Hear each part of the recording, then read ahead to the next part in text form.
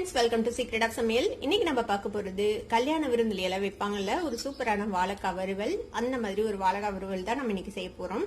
செம்ம டேஸ்டியா இருக்கும். தயிர் சாதத்து கூட, சாம்பார் சாதம், ரசம் சாதம், பருப்பு சாதம், இது கூட வெரைட்டி ரைஸ் கூட எல்லாத்து கூடயும் நீங்க இதை வச்சு சாப்பிடலாம். செம்மையா இருக்கும். எப்போதும் உருளைக்கிழங்கு வச்சு சாப்பிடுவோம். ஆனா இந்த மாதிரி வாழைக்காய் ட்ரை பண்ணி பாருங்க, சூப்பர் டேஸ்டியா இருக்கும். சரி வாங்கடியிலே இப்ப நம்ம இந்த செம்ம டேஸ்டியான வாழைக்காய் வறுவல் எப்படி செய்யலாம்னு பார்க்கலாம். ஒரு மிக்சி ஜார் எடுத்துக்கோங்க. இந்த வாழைக்காய் வறுவலுக்கு நமக்கு ஒரு மசாலா அரைக்கணும். அதுக்கு என்னென்ன வேணும் அப்படின்னு நம்ம பார்க்கலாம். அதுக்கு வந்துட்டு கொஞ்சம் ஒரு சின்ன துண்டு பட்டை, 3 கிராம்பு எடுத்துருக்கேன், 1/2 டீஸ்பூன் கசகசா, 1 டீஸ்பூன் சோம்பு, அப்புறம் ஒரு 10-12 பூண்டு எடுத்து வச்சிருக்கேன்.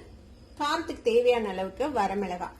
இது கூடவே வந்துட்டு நீங்க கொஞ்சமா காஷ்மீர் சில்லி பவுடரும் சேர்த்துனீங்கன்னா நல்ல கலர்ஃபுல்லா கிடைக்கும் நம்மளோட வறுவல். கொஞ்சமா காஷ்மீர் சில்லி பவுடரும் இதுல ஆட் பண்ணிக்கலாம். இருந்தா சேர்த்திக்கோங்க, இல்லைன்னா வரமிளகாவே உங்க காரத்துக்கு தகுந்த அளவுக்கு நீங்க சேர்த்திக்கலாம். இது கூடவே ஒரு 1/4 டீஸ்பூன் மஞ்சள் தூளும் சேர்த்துக்கலாம். கொஞ்சமா தண்ணி விட்டு இதை அரைச்சு எடுத்துக்கலாம். முடிஞ்ச அளவுக்கு நைஸா அரைச்சு எடுத்துக்கோங்க. இது மாதிரி ஒரு பேஸ்டா அரைச்சு எடுத்துக்கோங்க. இப்ப இது இருக்கட்டும். இப்போ ஒரு பெரிய வாழைக்காய் எடுத்திருக்கிறேன். இப்ப இந்த வாழைக்காவை நம்ம வந்துட்டு தோலை நீக்கிடலாம். காம்பை கட் பண்ணிட்டு மாதிரி ஒரு ஸ்கிராப்பர் வச்சு இந்த மாதிரி தோல் எடுத்துடுங்க. இப்போ தோலை சீவியாச்சு நல்லா. இப்ப இந்த காம்பை நீக்கிடலாம். இப்ப இதை வந்து கொஞ்சம் பட்டையான துண்டுகளை நம்ம நறுக்கிக்க போறோம்.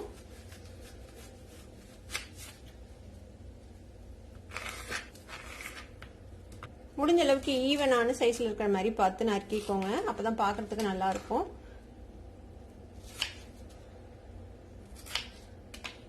இந்த மாதிரி துண்டுகளா நம்ம நறுக்கிக்கலாம் இந்த சைஸ்ல.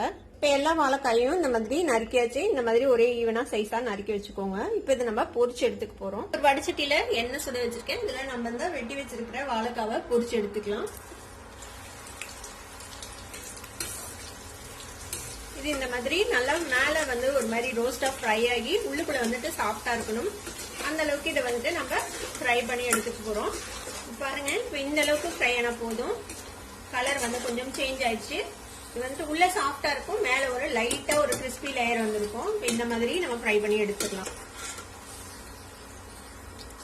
இது மாதிரியே அடுத்த பேட்சையும் நம்ம பொரிச்சு எடுத்துடலாம்.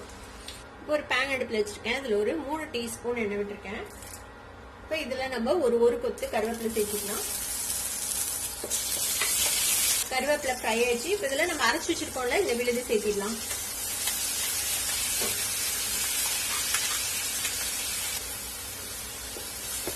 இதுல வாழைக்காய்க்கு தேவையான அளவுக்கு உப்பு சேர்த்திக்கலாம். இது எல்லாமே நம்ம பச்சையா அரைச்சிருக்கோம். இந்த பச்சை வாசனை கொஞ்சம் போகணும், அது வரைக்கும் இதை வதக்கி விட்டுலாம். பச்சை வாசனை போய் இப்ப வந்து எண்ணெய் பிரிஞ்சிச்சு.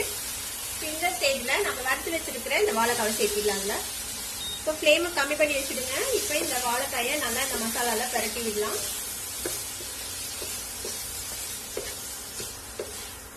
கேர்ஃபுல்லா பரட்டி விடுங்க, உடையாத மாதிரி. இது லோ ஃப்ளேம்ல இப்படியே ஒரு 5 நிமிஷம் ஃப்ரை ஆகட்டும். அப்பதான் வந்துட்டு இதுல இருக்கிற அந்த மசாலா, அந்த உப்பு எல்லாம் அந்த வாழைக்காயில ஏறும்.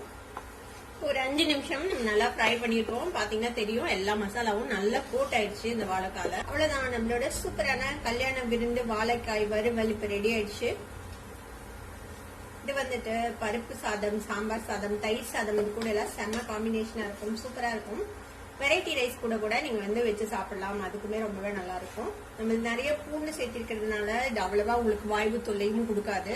தேவைப்பட்டா நீங்க கொஞ்சமா இது கூட பெருங்காயத்தூள் கூட சேர்த்திக்கலாம். அவ்வளவுதான், நம்ம அடுப்பு ஆஃப் பண்ணிடலாம்.